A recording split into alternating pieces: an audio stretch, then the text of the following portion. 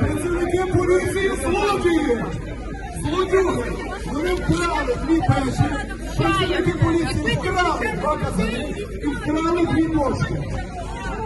Провокатори! Банда! Да нет, банда, да. Воює з чаєм, воює з людьми, з мирними. Позорище! Ми хотіли чайками пити, могли би попросити на таку. Забирайте багато таке, грабати.